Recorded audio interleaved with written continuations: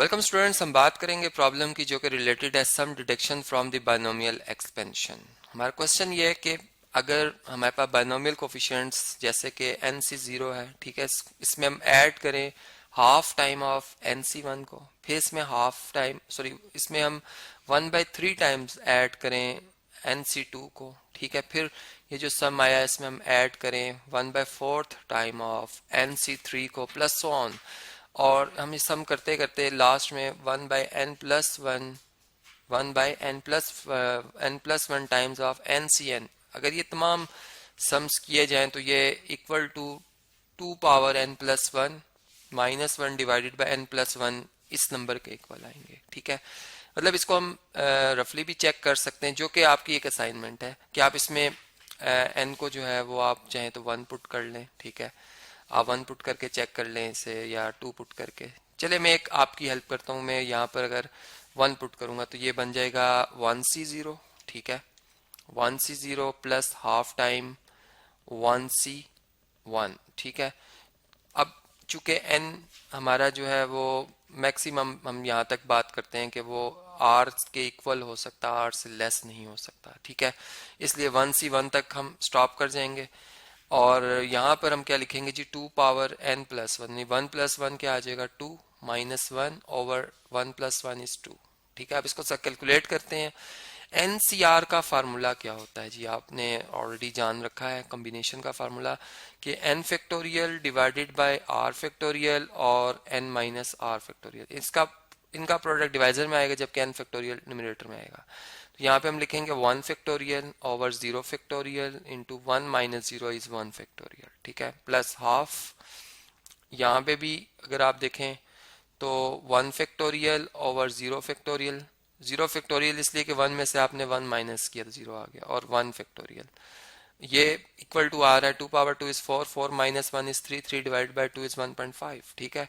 यहाँ पे आएगा हमारा आंसर 1.5। अब यहाँ पे ऐसे कैलकुलेट करते हैं, देखें 1 फैक्टोरियल से कैंसिल, 0 फैक्टोरियल 1 होता है, तो हमारा आंसर 1 आएगा। 1 प्लस अगेन ये भी 1 और 1 का हाफ 0.5 होता है, तो 1 प्लस 0.5 इज इक्वल टू 1.5, जो कि ट्रू है। इसका मतलब कि जो मैंने ये स्टेटमेंट लिखी है ये ट्रू है, हमें एक सेंस मिलती है इसमें कि वाकई जो रिजल्ट हम बनाना चाह रहे हैं इससे क्या हासिल कर सकते हैं। अब हम इसको प्रूव करते हैं, इसकी लेफ्ट हैंड साइड कंसीडर कर लेते हैं जी। लेफ्ट हैंड साइड को मैं कॉपी कर लेता हूं चूंकि मेरे पास टाइम शॉर्ट है, ठीक है, इसे हम कॉपी करते हैं और यहाँ पर हम इसे पेस्ट कर लेते हैं। अब देखें इसमें हम इससे ओपन करते हैं NC0 को, तो n फैक्टोरियल आएगा, 0 फैक्टोरियल आएगा और n माइनस 0 इस n फैक्टोरियल आ जाएगा, प्लस इसी तरह हाफ यहाँ पे आएगा n फैक्टोरियल, ठीक है, n माइनस 1 फैक्टोरियल, बल्कि 1 फैक्टोरियल, चलें 1 फैक्टोरियल और फिर n माइनस 1 फैक्टोरियल, इस तरह से हम लिखेंगे इसे, ठीक है, प्लस 1/3 NC2 को हम लिखेंगे n फैक्टोरियल ओवर 2 फैक्टोरियल और n माइनस 2 फैक्टोरियल, ठीक है, प्लस 1/4 भी आएगा, प्लस ऑन हमारे पास जगह थोड़ी कम है, मैं इस टर्म को नहीं लिख रहा, n+1 n को हम लिखेंगे n factorial over n factorial और n minus n is 0 factorial, ठीक है। चले अब हमने जो रिजल्ट लेके आना है इसके लिए मैं एक रिजल्ट आपको बता देता हूं कि वी नो डैट, हमने ऑलरेडी जो बाइनोमियल कोफिशिएंट्स की प्रॉपर्टी है वो पढ़ रखी है कि अगर हम NC0 plus NC1 plus NC2 plus NC3, ठीक है, चले मैं इसके लिख भी देता हूँ आगे भी, नेक्स्ट भी कि NC3 plus on up to NCN तक, ठीक है, अगर हम इन तमाम बाइनोमियल कोफिशिएंट्स का सम करें तो ये इक्वल टू 2 पावर n के इक्वल आता है, बल्कि चले मैं इसे एक दफा करेक्ट कर लेता हूँ, ये 2 पावर, सॉरी यहाँ पर मैं n लिखना चाह रहा हूँ, n के इक्वल आएगा, ठीक है। और अब अगर अब इसमें हम देखें तो हमने जो रिजल्ट लेके आना है उसमें 2 पावर n+1 है, इसका मतलब कि हमें इस n फैक्टोरियल को n+1 फैक्टोरियल बनाना है, ठीक है। तो इसके लिए हम अब क्या कर सकते हैं, इसके लिए हम यूं लिखेंगे कि हम इसे जैसे हम जानते हैं कि 5 फैक्टोरियल को अगर हम 6 से मल्टीप्लाई करें तो ये 6 फैक्टोरियल बन जाता है, ठीक है।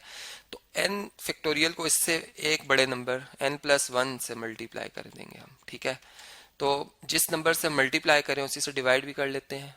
इससे मैं इस तरह से ब्रैकेट पुट करता हूँ, ठीक है। इसी एक्सप्रेशन को मैं कॉपी कर रहा हूँ यहाँ से, और अब मैं क्या करूँगा, इसी को n+1 से मल्टीप्लाई भी कर दूंगा और n+1 से डिवाइड भी कर दूंगा, ठीक है। तो चलें मैं यहाँ पर लिख देता हूँ कि मैंने n+1 से मल्टीप्लाई भी किया और n+1 से डिवाइड भी कर दिया है, ठीक है। ये हमारी लेफ्ट हैंड साइड जो है वो इस वक्त हम इसको सॉल्व कर रहे हैं। अब देखें इसमें जो ये n+1 है ये न्यूमरेटर में फर्स्ट टर्म से, मतलब डिस्ट्रीब्यूटिव प्रॉपर्टी के मुताबिक सेकंड से, थर्ड से और इसी तरह सो ऑन लास्ट टर्म से मल्टीप्लाई होगा। तो न्यूमरेटर में हमारे पास n+1 फैक्टोरियल आ जाएगा। तो चले मैं 1/n+1 इधर ही रहने देता हूँ, और नेक्स्ट में चूंकि ये n+1 जब n फैक्टोरियल से मल्टीप्लाई होगा तो n+1 फैक्टोरियल बना देगा। इसे मैं लिख देता हूँ n+1 factorial over 0 factorial. 0 factorial 1 होता है और हम इसे 1 फैक्टोरियल भी लिख सकते हैं, ठीक है। तो इसे मैं लिखता हूँ 1 फैक्टोरियल और n फैक्टोरियल, ठीक है जी। इसी तरह 1/2, ठीक है। और यहाँ पे अगर आप देखें तो इसे हम लिख सकते हैं n+1 फैक्टोरियल, ठीक है, ओवर 1 फैक्टोरियल। अब 1 फैक्टोरियल जब 2 से मल्टीप्लाई होगा तो 2 फैक्टोरियल बन जाएगा, ठीक है।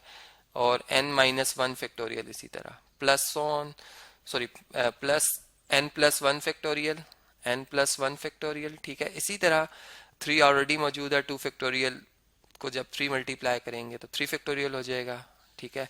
और n-2 फैक्टोरियल, ठीक है।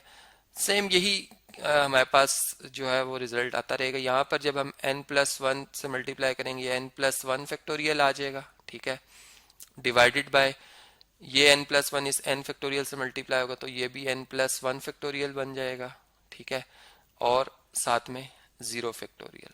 अब जरा अगर हम जो बाइनोमियल एक कोफिशिएंट है इसको अगर मैं एक्सपेंड करूं, अगर मैं फर्ज करें n+1 को ओपन करूं, सॉरी n+1 को ओपन करूं, तो देखें क्या यही एक्सप्रेशन नहीं आएगा कि हम लिखेंगे n+1 फैक्टोरियल ओवर 1 फैक्टोरियल और n+1 में से माइनस करेंगे 1 तो n आ जाएगा। तो सेम जो ऊपर फर्स्ट टर्म लिखी हुई है वो इस बाइनोमियल कोफिशिएंट के इक्वल है, ठीक है, जिसमें हम n+1c1 लिखेंगे, ठीक है। प्लस इसी तरह अगर आप यहाँ पर n+1c2 को ओपन करें तो क्या आएगा, देखें n+1 फैक्टोरियल ओवर 2 फैक्टोरियल और n+1 में से माइनस करेंगे 2 तो n-1 फैक्टोरियल। सेम मतलब हमें सेम रिजल्ट मिल रहा है।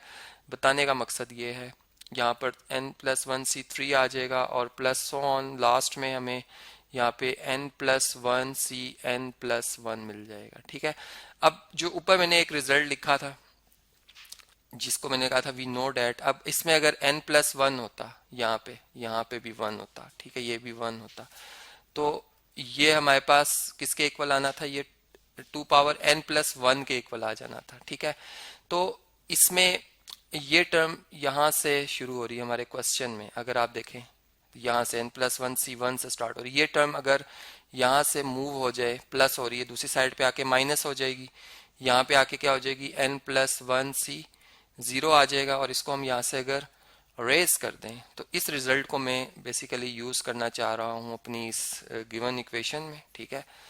इस रिजल्ट में इसको मैं यूज करना चाह रहा हूँ, तो मैं जब इसे यूज करूंगा तो यहाँ पे क्या आएगा जी, यहाँ पर 1/n+1, ठीक है, और यहाँ पे क्या आ जाएगा, ब्रैकेट है तो ये इस सारे की जगह हम क्या लिख देंगे, ये 2n+1, ठीक है, 2n+1 माइनस n+1c0। और अगर हम इसको एक्सपेंड करें तो देखिए n+1 इसको हम क्या लिखेंगे, सिर्फ इसकी मैं बात कर रहा हूँ, अगर इसको हम थोड़ा सा मैं आपको रफली कैलकुलेट करके बता रहा हूँ, n+1 फैक्टोरियल ओवर 0 फैक्टोरियल और n+1 माइनस 0 तो ये n+1 ही आएगा, और ये इससे कैंसिल होके 1 0 फैक्टोरियल 1 तो 1/1 1, तो इसके ये बेसिकली 1 लिखा हुआ है। ये बताने का मकसद है कि ये क्या लिखा हुआ है जी, 1 लिखा हुआ है। तो ये हमारा वही रिजल्ट आएगा जो कि हमने जिसके इक्वल शो करना था कि ये इक्वल टू है जी 1/n+1 टाइम्स 2 पावर n+1 -1 के। तो ये हमारा रिक्वायर्ड रिजल्ट आ गया इस तरह से।